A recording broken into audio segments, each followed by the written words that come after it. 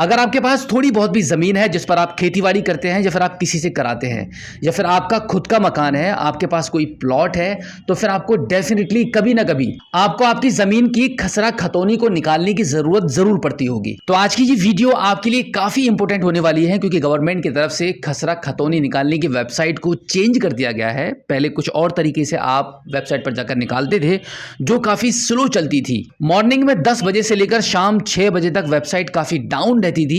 एक खसरा खतौनी को निकालने में मिनिमम 10 से 15 मिनट का समय लग ही जाता था। बार बार कैप्चा फिल करने पर आपका पेज एक्सपायर हो जाता था। लेकिन अब आपको इस प्रकार की कोई भी समस्या देखने को नहीं मिलेगी। बहुत ही आसानी से क्विकली जब चाहे तब आप अपने मोबाइल फोन के माध्यम से ही अपनी खेत की खतौनी को निकाल सकते हैं। तो अभी हम चलते हैं मोबाइल फोन की स्क्रीन पर और जानते हैं कि कौन सा ये नया पोर्टल है, कौन सी वेबसाइट है जो सरकार ने बदल दी है और अब आपकी खेत की खतौनी को निकालने का क्या नया तरीका है। इसके लिए आप अपने मोबाइल फोन के गूगल पर टाइप करेंगे भूलेख, उसके आगे आपके स्टेट का नाम।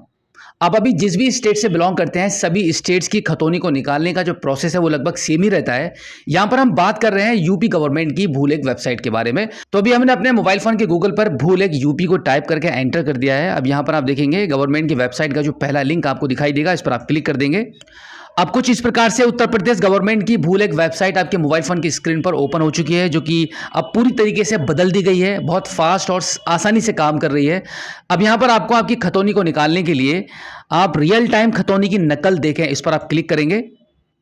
अब ये जो कैप्चा कोड आपको शो हो रहा है, इस कैप्चा कोड को यहाँ पे फिल करके सबमिट कर देंगे। सबमिट करने के बाद अब आपके मोबाइल फोन की स्क्रीन पर कुछ इस प्रकार से इसका इंटरफेस ओपन हो जाएगा, जहां पर आप देखेंगे जनपद चुने, यानी कि अब आपको आपका डिस्ट्रिक्ट चूज करना होगा। उत्तर प्रदेश में जितने भी डिस्ट्रिक्ट हैं उन सभी की लिस्ट यहाँ पे आ चुकी है। अब आपका जो भी डिस्ट्रिक्ट है उसको आप यहाँ से चूज कर लीजिए। उसके बाद आप तहसील चुनेंगे, तहसील चुन लीजिए। तहसील को सिलेक्ट करने के बाद अब यहाँ पर आपको आपका ग्राम चूज करना होगा। आपका जो भी गांव है, गांव की लिस्ट यहाँ पे कंप्लीट आ चुकी है पूरी। अब देखिए ऐसे आप सर्च करेंगे तो काफी समय लगेगा। यहाँ पे इस प्रकार से लेटर का ये चार्ट बना हुआ है, इसमें से आप पहले आपके गांव के पहले अक्षर को आप चूज कर लीजिए। जैसे कि यहाँ पर मैं अपने गांव के पहले अक्षर को चूज कर लेता हूँ। तो आप देखेंगे अभी मैंने सा वाला अक्षर यहाँ पे चूज कर लिया है। तो इस सा वाले अक्षर से जितने भी गांव आते हैं, जितने भी ग्राम पंचायत आते हैं, वो सब यहाँ पे आ चुके हैं। अब यहाँ पे हमारा जो भी गाँव है उसको हम यहाँ से सिलेक्ट कर लेते हैं। गांव सेलेक्ट करने के बाद आपकी खेत की खतौनी को निकालने के लिए ऑप्शंस आपके पास आ जाएंगे। सबसे पहला ऑप्शन रहता है खसरा गाटा संख्या।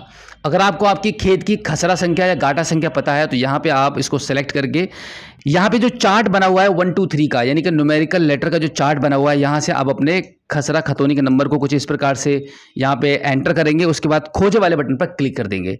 अभी मैं आपको दूसरा तरीका बता देता हूँ कि अगर आपको आपका खाता संख्या पता है तो यहाँ पे आप खाता संख्या के माध्यम से भी सर्च कर सकते हैं। तो आप देखेंगे यहाँ पे जो भी खाता संख्या वो एंटर करेंगे, उसके बाद खोजे वाले ऑप्शन पर क्लिक करेंगे तो ये नीचे आपका यहाँ पे आपका खेत का खाता संख्या से आपके खेत के खाता संख्या से आपकी खतौनी की नकल यहाँ पे निकल आएगी। अब अगर आपको आपका ना तो खाता संख्या पता है और ना ही खसरा या गाठा संख्या पता है तो आपके लिए सबसे आसान और सरल तीसरा ऑप्शन है खातेदार के नाम द्वारा खोजें। तो उस पर आप क्लिक करेंगे। अब यहाँ पे आप देखेंगे लेटर्स का एक चार्ट बन के आ चुका है। इनमें से आपके नाम के लेटर्स को आप यहाँ पे चूज करेंगे। जैसे कि मैं एक एग्जांपल के तौर पर आपको दिखा देता हूँ। कुछ इस प्रकार से इन लेटर्स के माध्यम से यहाँ पर मैंने खातेदार का नाम यहाँ पे एंटर कर दिया है। अब इसके बाद खोजे वाले ऑप्शन पर क्लिक करेंगे। अब आप देखेंगे जो नाम यहाँ पर मैंने ऊपर एंटर किया था उस नाम से जितने भी इस गांव के अंदर खेत होंगे उन सभी की डिटेल्स यहाँ पे आ चुकी है। तो उनमें से हम 1 बाय 1 करके भी देख सकते हैं। आपके केस में अगर एक ही खेत होगा तो एक ही डिटेल्स आएगी। तो ऐसे हम इसको चूज करेंगे। उसके बाद उदाहरण देखने वाले इस ऑप्शन पर टिक करेंगे। अब इस कैप्चा कोड को यहाँ पे फिल करके सबमिट कर देंगे। सबमिट करने के बाद आप देखेंगे कुछ इस प्रकार से आपके मोबाइल फोन की स्क्रीन पर आपकी खेत की खतौनी की नकल आ चुकी है। आपकी इस खेत की खतौनी में सभी हिस्सेदारों के नाम यहाँ पर आ रहे हैं। आपके परिवार में जितने भी लोगों के नाम आपके खेत में हैं उन सभी के नाम यहाँ पर आपको दिखाई देंगे। साथ ही साथ में किस हिस्सेदार का, किस खातेदार का कितना हिस्सा है वो भी यहाँ पे आपको देखने के लिए मिलता है। तो यहाँ पे कंप्लीट डिटेल आपको भूलेख वेबसाइट पर खेत की खतौनी की नकल निकाल कर आप देख सकते हैं।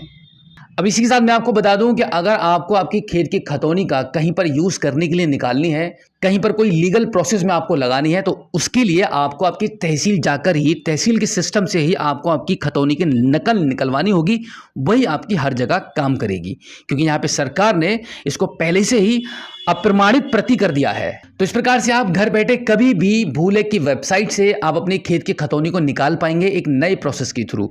तो उम्मीद करता हूं कि आज की इस वीडियो में जो जानकारी आपको दी गई है, आई होप आपको काफ़ी अच्छी लगी होगी।